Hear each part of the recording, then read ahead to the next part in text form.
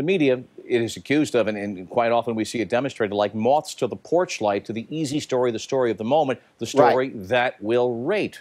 Right, and it's not just us, okay? A week ago, Monday, I sat in a green room talking to the president of the National Organization for Women, and for a week they were going after the NFL and fire Roger Goodell, and I said to Terry O'Neill, there's a federal judge down in Alabama. They didn't know about it, and a whole week went by. There was no mention on their website. And I'm saying, wait a minute. If you want to make this issue a national issue as a national organization for women, talk about this federal judge. And finally, we begin to see senators and others bring it up.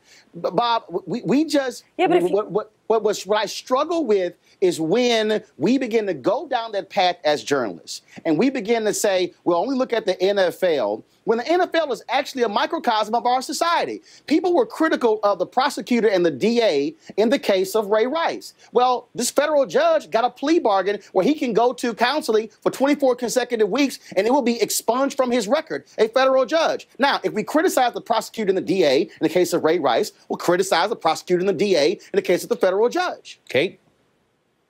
Well, I was going to. That's exactly my point. Is that the NFL is a microcosm for what's wrong with society. What's happening with U.S. Soccer and Hope Solo? While again, I have said that I think she should take a leave of absence, is not going to get us anywhere. It's not going to solve anything if we start comparing Hope Solo to what's happening in the NFL. So I think Roland and I agree on some level that keeping the focus on what's happening in the NFL and that power structure and what has enabled 56 domestic violence allegations to go virtually unpunished, that is what's going to help us also address what's going on in society. And now the Hope Solo thing to me is a distraction from keeping the pressure on that issue. I only disagree with you, Kay, when 1 in 4 women are impacted by physical violence and 1 in 7 men. So the point there, and again, I am not saying everything is the same, but what I am saying is this: when you do have men who are impacted, who are victims of domestic violence, I think by bringing up the Hope Solo case, even though it's dealing with family, does help us, because it causes us to say, oh, wait a minute, this is not just a gender-specific thing. This actually affects both genders. Matt, nobody's arguing the probity and the righteousness of covering this, Matt, but what do you think the media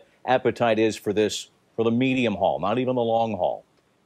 Well, it's huge right now, Bob, because right now the Hope Solo story is filling that gap as we pay attention to domestic violence as a nation. So in the medium term, we can look at this story in a new light through this NFL domestic violence crisis to say, yeah, we should have been paying more attention to Ray Rice, to Hope Solo, to all of these cases all along.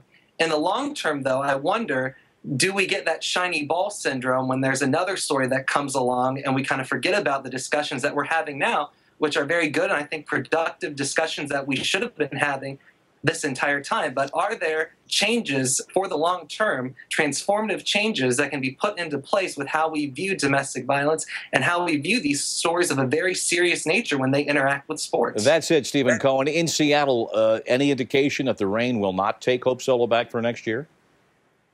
Nope, there hasn't been any. It's been very quiet on their front. Their season is over, so they don't really have to deal with the issue right now. But no, there's been no indication that's the case.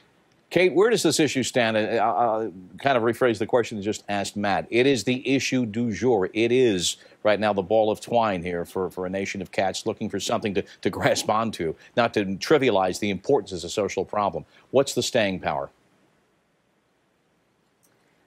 I mean, I guess my concern is that now we look at the example of Hope Solo and we see it as balancing out, as if somehow it's like, okay, well, women do this too, so let's all just go watch football again. And that's what I'm worried about, is that it felt like we were really getting somewhere by focusing on the NFL and how that mirrored society, and this feels like a detour. Well, we've got 15 seconds. Okay, simply, we haven't stopped. And look, I have my own show, television and radio, and I won't stop. The challenge for us to be telling our bosses and others, don't stop as well. We can do both at the same time. That's where the media should be, have the conviction to actually do it. All of this growing from surveillance tapes from the Atlantic City elevator. Kate Fagan, Roland Martin, Stephen Cohen in Seattle, Matt Yoder, all announcing. Thanks all very much.